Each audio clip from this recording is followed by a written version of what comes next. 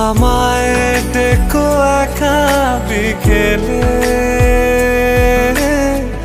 কখনো কোনো ব্যথা পেলে।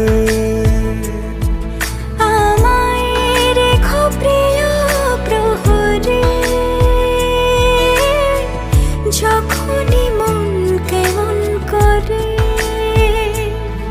কোনো এক রূপ কথার জগতে